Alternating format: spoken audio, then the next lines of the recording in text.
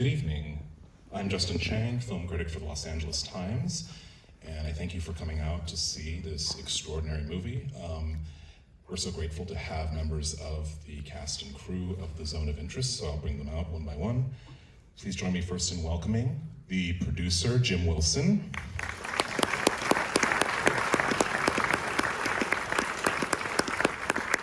The editor, Paul Watts.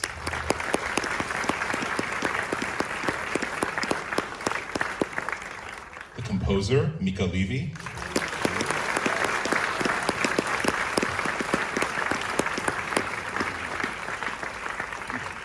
The sound designer, Johnnie Byrne.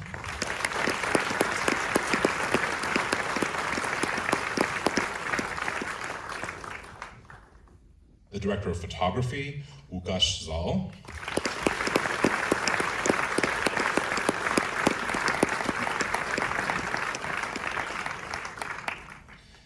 The actor, Sandra Hüller.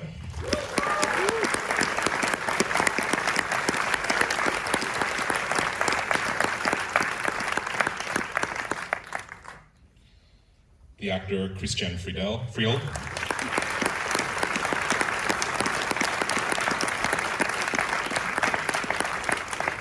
And please join me in welcoming the writer and director, Jonathan Glazer.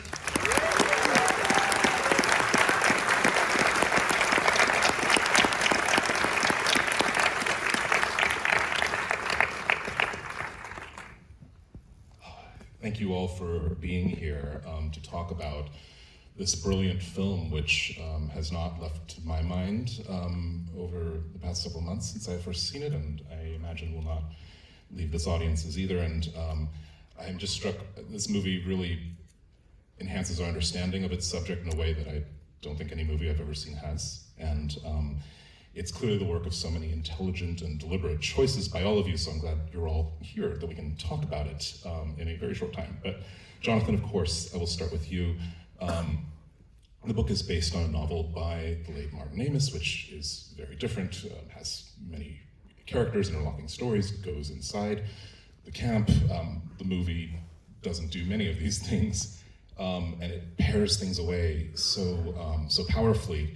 Can you talk about just your experience approaching, your experience with Amis's book and how you discovered the shape of the movie in contrast with it? Oh, well, thank you. Good evening, everybody.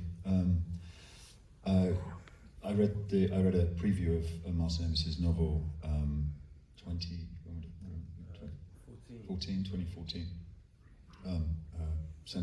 Mentioned it to Jim read it as well, and then we both got the book and read the book, and it felt like the perfect sort of access point, really, the first spark, in a sense, of committing to or showing me a way into the perpetrator point of view. And the more I engaged with the research that Martin Amis had done himself, I became more and more fascinated by the people who he had based his fictional characters in the book on, who were the real commandant and his wife. And Jim, I'll bring you in here too, and many of you have worked with Jonathan before, and you as well with Under the Skin 10 years ago, but can you talk about just your becoming involved with the project and with Jonathan mentioned the incredible amount of research that went into this, and I know you digging into the archives, excavating the private life of the Haas family. Can you shed some light on that and the decisions that were made into shooting in Poland and shooting right on site? Yeah, it was a long process, but as Jonathan just described, the book was a sort of gateway to discovering the sort of primary sources. As John said, the book is fictional characters, but it's clearly based on Auschwitz and clearly based to an extent on the Hosses. And once John, very quickly discovered them, the real family became interesting, and then it was a case of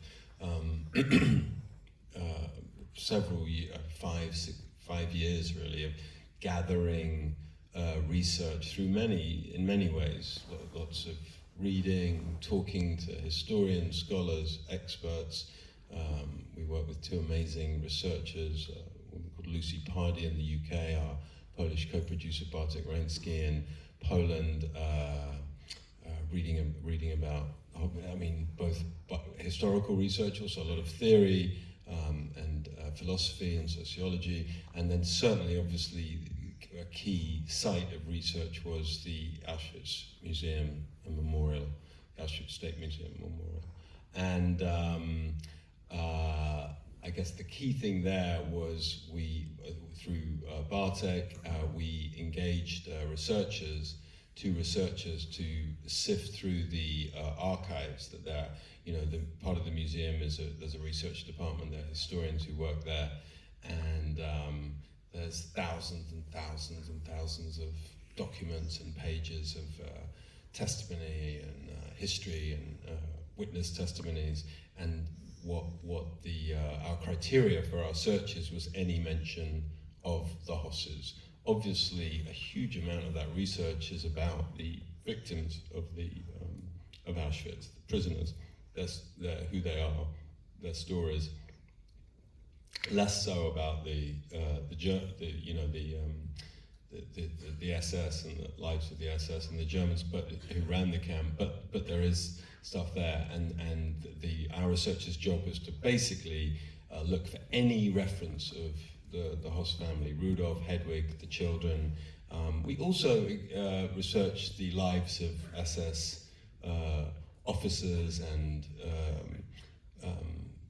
people within the SS, their private lives, their domestic lives, and it was as John's described it in the past, a sort of process of gathering, and this would take the form of documents.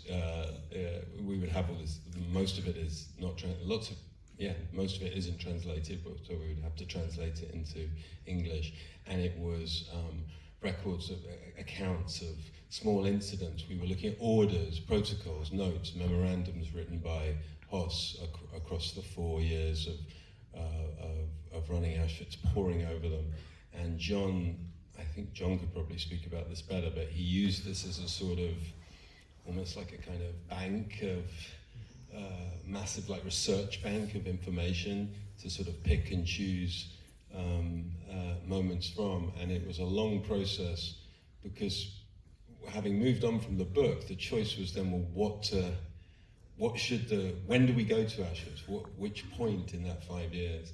And I don't know if you want to talk about it, there was a sort of key... Just one of the key fragments of testimony that Jim's talked about was 3 or 4 lines which described how the Polish guard, one of the gardeners, who was a Polish prisoner, non-Jewish Polish prisoner, I think he was a political prisoner called Dubio, and he overheard, he was present when Rudolf Hoss told his wife about the transfer and her reaction, and that's felt like an axiomatic aspect that would become the film. When to set the film would be at that moment. The moment of when she said and what her response was, which was overheard. Yeah, obviously her response is the idea that she had everything she wanted. It was such a dream life for her. The grotesque irony of that. Yeah, I think that's a good note to bring in Christian and Sandra. I wanted to ask about the scene by the river in particular, where you're having this marital argument. Your characters are about this, their lives, about their perfect life, about to be the upheaval that awaits them, and it's such a horrifying scene because on a fundamental level, of course, we're watching a couple going through something couples often do, but based on what we know, of course, can you talk about just the acting of that scene, which is of course outside the house? Was it different from? I haven't gone to the camera setup and everything yet, but was it different? Can you just talk about acting in that scene? Yeah. It wasn't different from acting in the house because still we didn't know where the cameras were. We didn't see them, and we assumed they would be somewhere in the bushes and somewhere across the river. And I remember that the water was rising that day because I don't know why there was a flood coming down the river. So we started with dry feet and we ended with wet feet. That's what I remember. And I was so, at that point, so paranoid that I thought somebody had opened the gates up the river to make us feel uncomfortable. But that was, I think, too much of a fantasy. The strange thing about the scene is that it is pretty reliable. You can understand what they do, and it was. We had discussions about how much emotion would be involved in that, and how true Hedwig Höss's feelings would be there. And I still think when I watch it that she's a bit manipulative. I don't know if her tears are real, or if she's just showing them to pursue him to stay. Christian, how about that scene for you? Yes.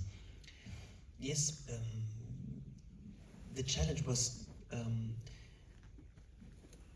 not to act, to be in a way, and this camera system, we will talk about this later, I'm sure. Yes. Because we shot this movie with sometimes 10 cameras simultaneously, and that give you a great freedom and time. And I think one of our first conversations were conversations about time and how important time is, and to use this time. And the luxury situation that we had all the time in the world, we had a lot of variations of the scene, and every shot was new. There were no technical interruptions in it, and I was fascinating to watch to Sandra at her monologue, and to learn sometimes while watching, and to create variations, and what she said, the manipulating things in it, and to listen. And I think that was really great, because in this shooting process we were all in the same tension, and we listened to each other, and that was so important, to listening, and and to trust your impulses and your instincts in a way, and to figure it out together, what is right and what is wrong. And especially in this scene, this is a really important scene for this couple, and he had other problems than her, and he was thinking that she joins him with the transfer, but he was really surprised that she not, and that was really interesting and intense and a great experience. In this process of figuring out these characters and preparing your performances too, we talked a lot about the research into the Husses. Was it useful to you to read a lot about Rudolf and Hedwig, or did you avoid that? I mean, in terms of I know there's records of how they looked, how they talked. How much of that did you avail yourselves of? We very much agree that it's not about a portrayal of people. It's not a biopic. So this sort of research didn't happen. The research that these two men did was very important to us, to me too, and I kind of relied on the work that had been done before. So it was more of trying to be an element in this, not so much playing a character. I really have to say that, and to sit in this situation, because especially the scene, you never, when you play in this, as you said, as domestic as it seems, you never forget in any second the perversity. You never forget where you are and what you are actually like putting away all the time. So this is kind of the thing that was kind of the work, to constantly try to avoid the thought that you have as a person. And I think the conversations we had were the most important thing for our preparation to doing this, to creating this, to dive into this darkness of these characters. And it was great to be spontaneous in a way, because the set were prepared and there were no rehearsals. We had a blocking a day before, but no rehearsals. We were talking about sometimes not. And then we used our first impulse, the instinct, and we had the time. We were allowed to make mistakes. We were allowed to do variations, and we had sometimes improvisations, And the improvisations help us to find the right tone for the lines they follow.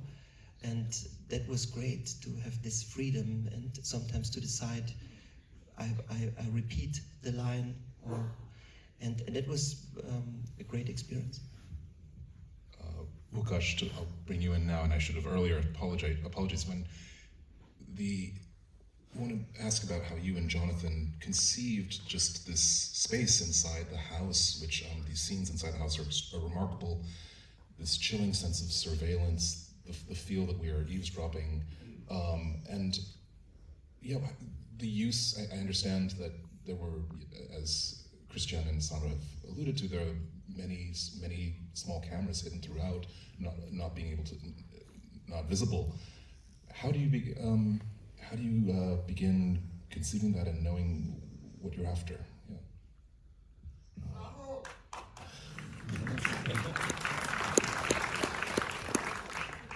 Thank you.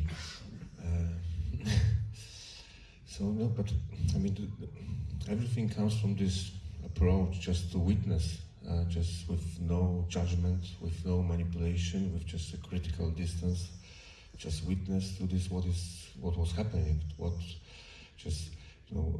There was a space created, like our house and a garden and other locations where the layout of the house was exactly the same, like the layout of the real house and the garden. So we're just prepping this. I mean, it was a bit different way of working this, because we are just prepping those cameras, 10 cameras, like the day before, and then that was the moment, for example, to just find where are we going to put them. So it was a kind of a very interesting process, sometimes very irritating, because we knew where we wanted to put those cameras, because we were on the recce's, we spent a lot of time revisiting our locations, and then when we're coming in the morning or afternoon, we're just finding the places, and very often it didn't work at the beginning. It was quite a strange thing just to set up. So when we were prepping, within like 5 hours, we had a camera ready, and then we were leaving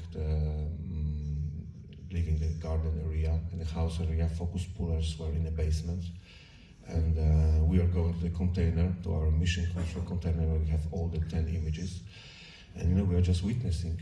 And that was the only way to just present that, because how can you somehow put any I don't know, to impose any look and any vintage look, or just I don't know, look for fancy framing, beautiful light. It was I think everything was different there, because the only priority was to be as close to the truth as possible, just to forget about like everything what you were taught in terms of just looking for interesting, beautiful images, nice light. Yeah, just present with in the most modest way, in the least intrusive way as possible.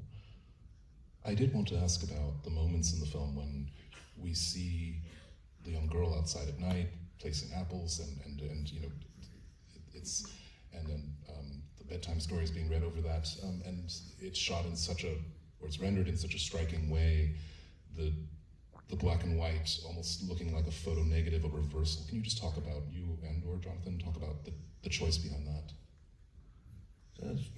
The choice that was also the choice was very technical also, yeah, because I mean it was exactly like with the 10 cameras, because it was only like the 10 cameras, it was only the right tool for that.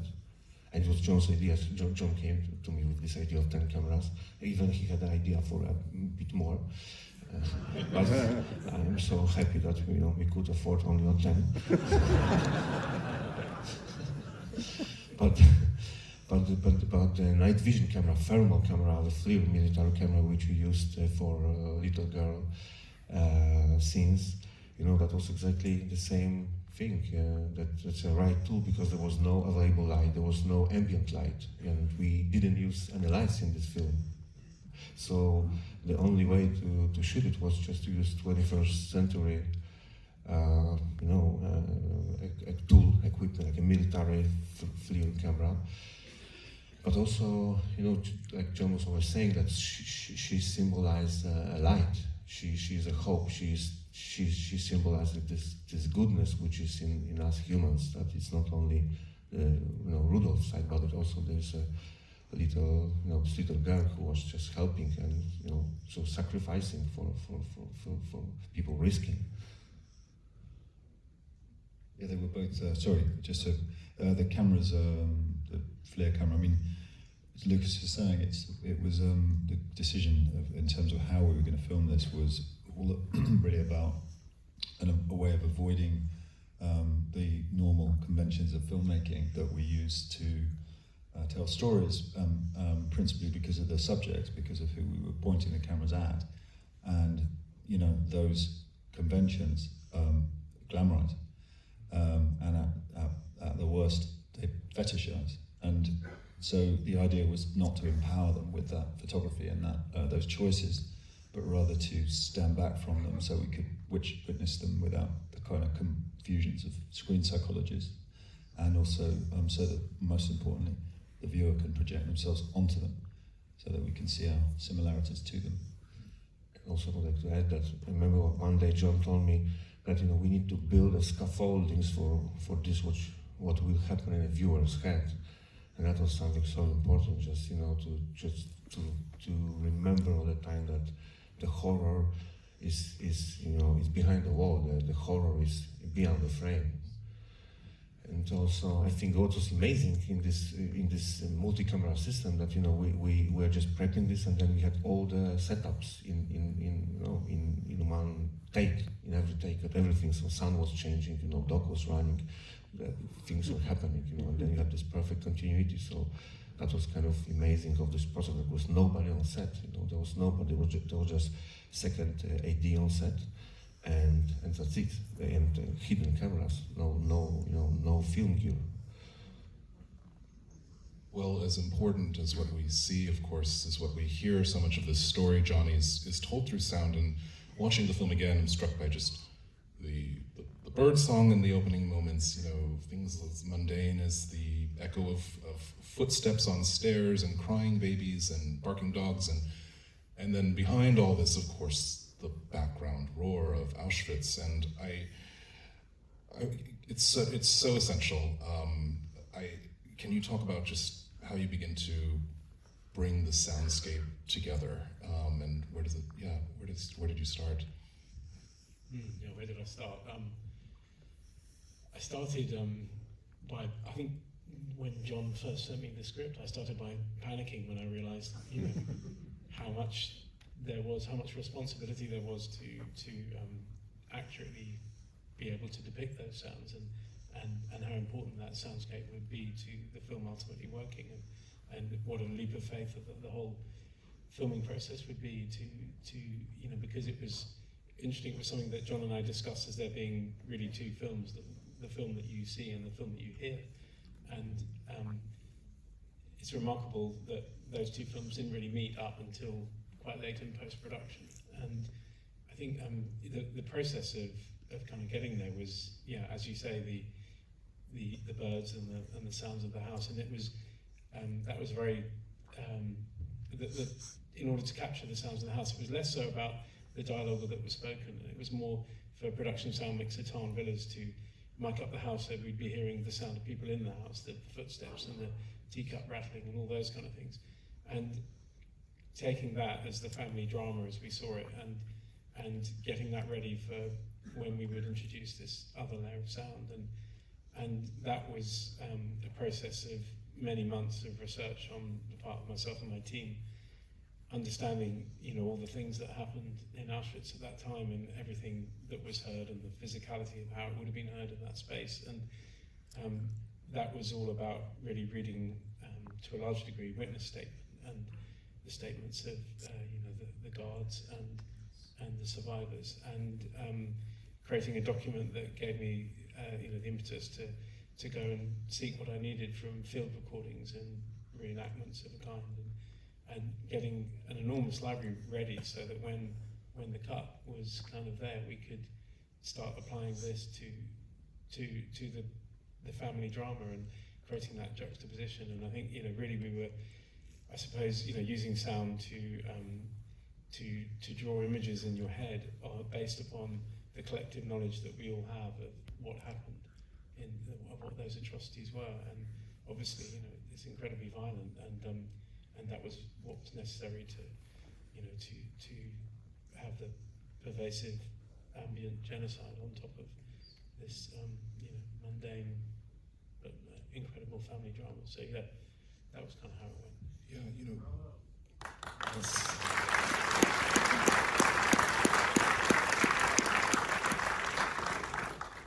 Mica, the music we hear at the beginning and also the end, of course, which is terrifying and still in my ears right now, but at the beginning especially, it's so crucial to recalibrating the viewers' just expectations, you know, putting them in a space of readiness for the movie. And can you just talk about your just conceiving that, and did Jonathan give you notes? I know you've worked together a lot before, but yeah, just the score at the beginning too. There's an incredible lushness to it, and it's also terrifying. I wonder if you could speak to that. Yeah. So, well, me and John talked all the time, like as everyone did with John in this process. And it was a long discovery to figure out what the role of music would be in this film, as it is so important that even that it was as real as possible with all that research and the decision to film it how it was filmed, everything like that, and that took a long time to figure out. And I suppose what we realised after some time, mostly when Johnny's sound started to come in, is that music would operate kind of around the film. Well, this is sort of what appeared. It sort of appeared like this at the end of the process, pretty well, near towards the end. That the film would, the music would work in the film, around the film, rather than in their reality. And so, I suppose, to explain how I think it works, is it descends in gradually in pitch, and then the sounds over Alicia in the thermal footage are kind of underneath, sort of bellows or something, and then the red screen is kind of through, behind, place beyond the place, kind of, yeah, over, you know, you go down, under, kind of through, and then down again, and then sort of out, like that. And yeah, those moments kind of occur on more abstract imagery, and I think there's something about, you know, it's as real as it could possibly be, but and proximity, and it's as close as possible, but it isn't real.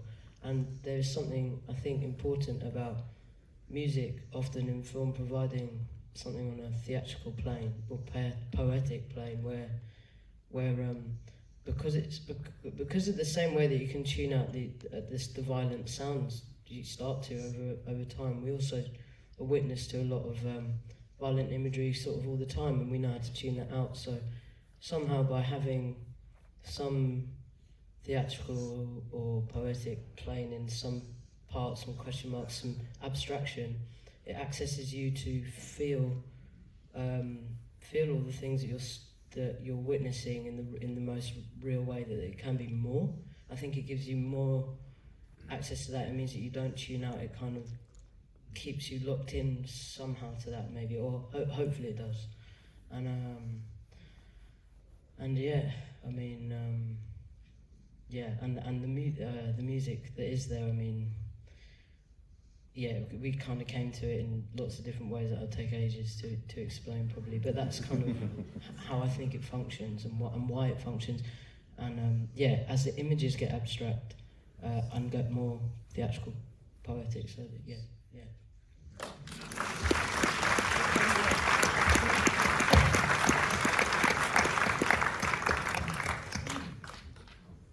Paul, in terms of this surveillance-like quality, the witness of the images that we see, so much of that I think is generated by your editing, the way the cuts and shots will follow Sandra and Christian, for example, as they're walking around. It's almost as if there's a sensor or something, and the actor, the way the actors' movements are almost dictating the cuts. And I'm sure it's. Can you talk about just the cutting? Because I'm sure it was a lot more thought went into it than that. But the effect is not. No more thought at all. Shit. No, it's a tricky proposal, I guess, when you've got 10 cameras to figure out exactly where you want to be when you want to be. And the obvious thing, I guess, is to work almost like a PIR, like a movement sensor. And we do that on occasion. I think when Rudolph's locking up the house at the end of night one. And I guess one of the other things is it became very clear early on that with all of these scenes, it was so important to absolutely stay in the moment, temporally, so no ellipsis in scenes like that. Under normal circumstances, you're going to open the door, you're going to flick the light on, you're going to lock a door, you're going to take your boots off, and then you're up the stairs. And holding all of that was just so crucial to sort of, I guess, feeling the reality of it, But then I guess there are other scenes where we deliberately don't stay where the action is. So in the scene where Aniela, the servant girl, she comes through the kitchen where Hedwig and a few of her friends are drinking coffee and chatting. And we go with her and we stay with her in the dining room while she's pouring a schnapps for a toast that's going to be given. Meanwhile, we know that Rudolph is in the office just behind, having a conversation we don't know what about yet. And she takes the schnapps out. But during all of that time, we're hearing the conversation that's taking place in the kitchen, but we're looking at something else. And we obviously cut many versions of that scene, times cross-cutting between being in the kitchen, being in the dining room, and even with Rudolph and the conversation that was taking place in his study. And I guess it's just over a period of time and across the entire film, you finally kind of start to find the rhythms that work for each scene. And they don't just land one at a time. I think they do on occasions, but certainly not when you work with John. And it's a constant, so the Rubik's Cube keeps being turned, and eventually I think the right choices sort of emerge almost through the mist. And you get to these points where you think, oh, well, obviously it's that. When you get to the point where obviously it's that, then you kind of know you've arrived. Until, as John pointed out yesterday, you haven't arrived. And then you realise actually it obviously wasn't it and you've got to do something else. But a lot of us kind of lean on each other during that process to find the right end result. It's not about getting the cut right or getting the sound right or getting the music right. It's about getting the film right, I guess. And that's sort of, I think there's something remarkable about having a team that works in that way.